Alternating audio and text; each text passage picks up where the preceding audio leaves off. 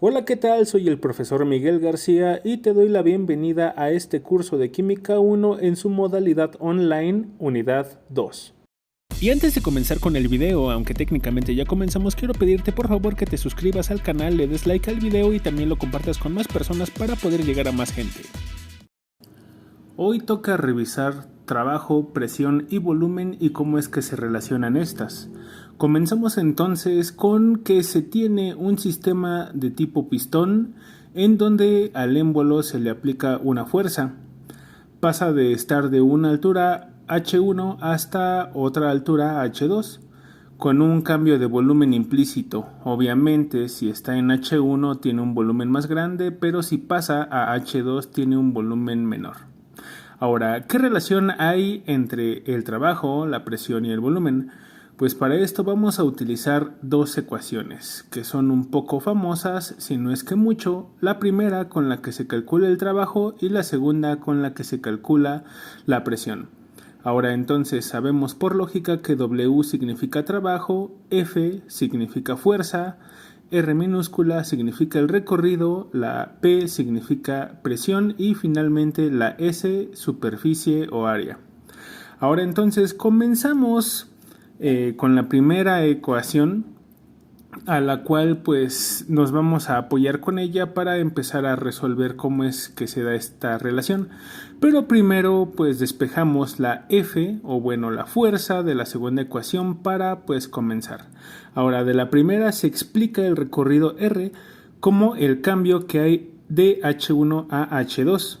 Ahora, ¿qué es F? Por eso les decía que esto se tiene que despejar al principio.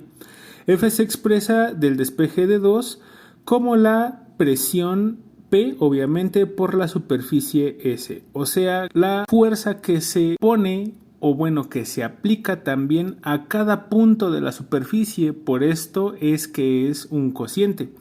Finalmente, entonces, tomando en cuenta que el volumen dependiente de H2 con respecto a S es diferente al volumen correspondiente de H1 y dicha superficie de S, se simplifica en términos de volumen. Se denota entonces de forma final que el trabajo tiene una relación con la presión y la variación de volumen. Ahora, respecto a esto, tenemos que revisar los diferentes tipos de procesos según el primer principio de la termodinámica y nos basamos con esta ecuación donde expresamos que la variación de energía interna, un delta significa una variación y obviamente si es una variación es el estado final menos el estado inicial y esto es igual a el calor más el trabajo. Ahora empezamos con el proceso isotermo, o sea, donde hay una temperatura constante.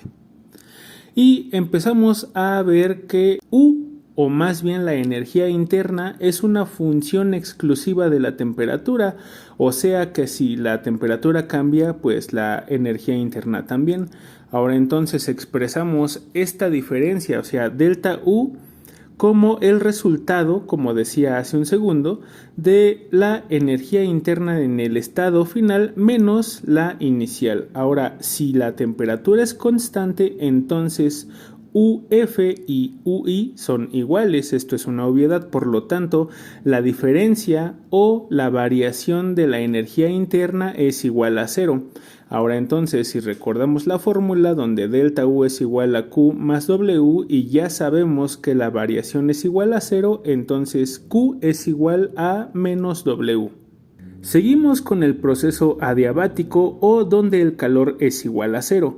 Tenemos entonces la fórmula que ya conocemos, delta U es igual a Q más W, pero como Q vale 0, entonces podemos anular aquí en esta ecuación o en esta parte a la Q, dando como resultado que la diferencia o la variación de la energía interna es igual al trabajo. O sea, una variación en el trabajo implica una variación de la temperatura porque U, o más bien la energía interna, es una función exclusiva de la temperatura. Seguimos con el proceso isócoro o isocórico, como algunos le dicen, donde el volumen es constante. Recuerda, si el volumen es constante, entonces el volumen final es igual al volumen inicial. Ahora entonces tenemos la ecuación delta U es igual a Q más W Y entonces, si el volumen final es igual al volumen inicial, podemos distinguir, de acuerdo a la ecuación que vimos hace un segundo, que delta U es igual a Q menos P por el diferencial o la variación del volumen. Y si esta multiplicación se vuelve cero, puesto que la presión por cero, o sea que el volumen es constante, entonces queda solamente delta U igual a Q. Y en este caso, en los procesos isócoros o isocóricos, suele ponerse una V como subíndice. Finalmente, para los procesos en donde la presión es constante, o sea, en los isobáricos, tenemos que la ecuación delta U es igual a Q más W. Podemos sustituir a el trabajo, en este caso es W, por lo que habíamos relacionado anteriormente. O sea, delta U es igual a Q con subíndice P, porque en este proceso suele denotarse así al calor, menos P por la variación del volumen. Ahora entonces empezamos a cambiar los términos para poder entender un poco más. Sabemos entonces que el calor a presión constante es igual a la variación de la energía interna más el producto de presión por la variación del volumen. O sea, este último término se puede expresar como la presión por el volumen final menos el volumen inicial, o sea, PBF menos PVI. Ahora, tomando en cuenta la entalpía, o sea, H es igual a U más PV, esa es la fórmula de la entalpía, por este momento, créeme. Decimos entonces que QP, o sea, el calor a presión constante, es igual a UF menos UI, o sea, energía interna en el estado final menos la del estado inicial, y esto sumado a la resta de la multiplicación del volumen final por la presión menos otra vez el volumen, pero ahora inicial por la misma presión. Ahora entonces sustituimos o simplificamos estos términos de acuerdo a la entalpía y sabemos que el primer término, ordenado obviamente en cuestiones del estado final, o sea, la energía interna del estado final más la presión por el volumen final, es la entalpía final menos la energía interna del estado inicial menos nuevamente el producto de la presión con el volumen inicial. Este último representa a la entalpía del estado inicial, o sea, es una variación de entalpía, por lo tanto QP o calor a la presión constante es igual a la variación de entalpía. En resumen, tenemos entonces a los procesos isotermo, adiabático, isócoro y también el isobárico. Y tenemos entonces que para el isotermo es la temperatura constante y el calor es igual al trabajo con signo negativo. Para el adiabático el calor es igual a 0, mientras que la diferencia de la energía interna o la variación de la energía interna es igual al trabajo. Y también en el proceso isócoro el volumen es constante, mientras que la variación de la energía interna es igual al calor en volumen constante. Y finalmente para el proceso isóbaro o isobárico la presión es constante, mientras que el valor del calor a presión constante es idéntico al valor de la variación de entalpía. Seguimos entonces en esta misma relación y entendemos ahora lo que es una reacción exotérmica y una reacción endotérmica bajo estos términos. Tenemos entonces una reacción que se lleva a cabo a presión constante y obviamente si es a presión constante el valor del calor a presión constante es igual a la variación de entalpía. Ahora entonces, y también recordando la primera ley de la termodinámica, si el valor de QP entra hacia el sistema, o sea, hacia nuestra reacción, en otras palabras, se suma a nuestra reacción, pues entonces lo hace bajo los valores positivos de QP y delta H. Esto es obvio puesto que se está adicionando. O sea, en otras palabras, también estamos diciendo que se absorbe energía hacia el sistema y esto entonces explica qué es una reacción endotérmica.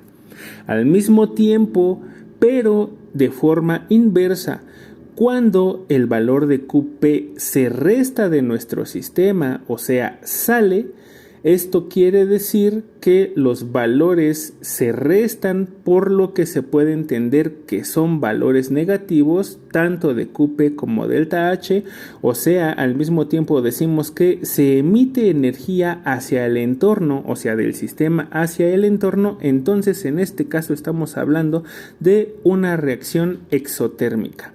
Y para el primer caso, o sea, la reacción endotérmica, podríamos mencionar algunos ejemplos tales como la ebullición del agua y la mezcla del hidróxido de bario y el tiocianato de amonio. Para el segundo caso, o sea, una reacción exotérmica, podemos mencionar el ejemplo de la dilución de sosa en agua, obviamente también la combustión y finalmente la combinación del permanganato de potasio con glicerina. Ya casi para terminar tenemos que revisar algunos casos de acuerdo a el tema de calorimetría o calorímetro y vamos a ver 3 casos. El primero, suponiendo que tenemos un vaso de precipitados, se lleva a cabo dentro de él una reacción y la reacción desprende o absorbe energía, se introduce o podemos introducir un termómetro y teóricamente podríamos notar la pérdida o ganancia de energía. Ahora, como notas principales podemos decir, de acuerdo a este esquema, que no podríamos medir con exactitud la ganancia o pérdida de energía porque es un sistema abierto, o sea, va a haber fugas de energía. También no se puede tener el valor exacto de la entalpía de la reacción. En el segundo caso, la reacción se encuentra en un sistema cerrado. En el sistema cerrado no puede entrar el termómetro, obviamente porque es un sistema cerrado. Para saber entonces el cambio en la entalpía o el cambio de la entalpía, nuestro sistema se pone en un baño de agua. En dicho baño sí podemos poner un termómetro con el cual podemos medir la transferencia de calor del sistema cerrado al agua. En este caso y como nota principal, al poner el sistema cerrado en el baño, automáticamente todo ese sistema, o sea, el sistema total, se transforma en un sistema abierto. Seguimos con el tercer caso, donde ahora sí tenemos nuestro sistema total y este se tiene que aislar.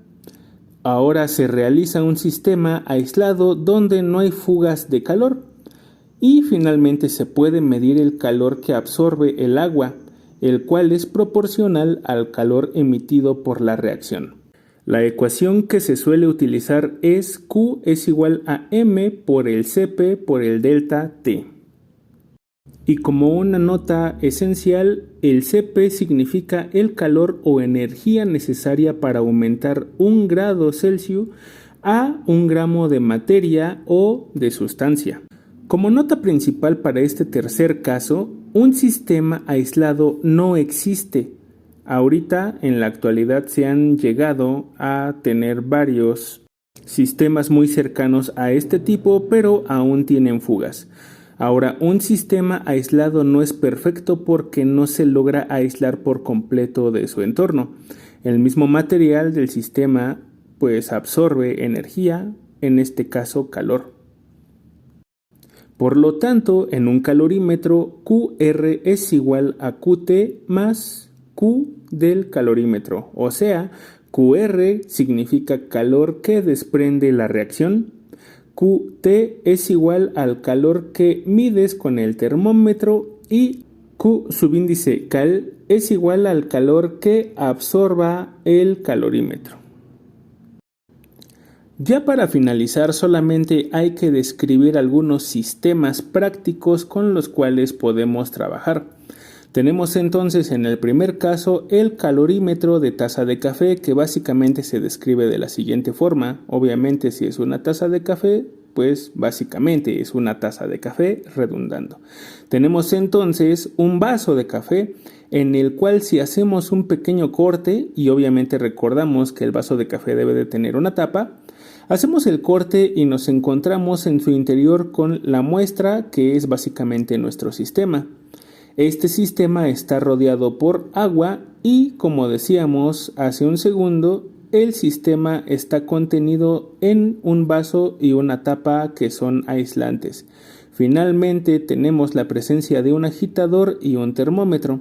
Ahora, en este caso, este sistema se utiliza para medir el calor en disolución y se utiliza para reacciones en temperaturas bajas. El siguiente y último sistema es la bomba calorimétrica, la cual se utiliza para medir flujos de calor generalmente en gases, y este sistema se utiliza en la medición de estos flujos a reacciones en temperaturas altas. Tenemos aquí el ejemplo de un equipo isotérmico, o sea, una bomba calorimétrica isotérmica, y la explicación por medio de esta imagen de sus diferentes partes. Y se explica sola.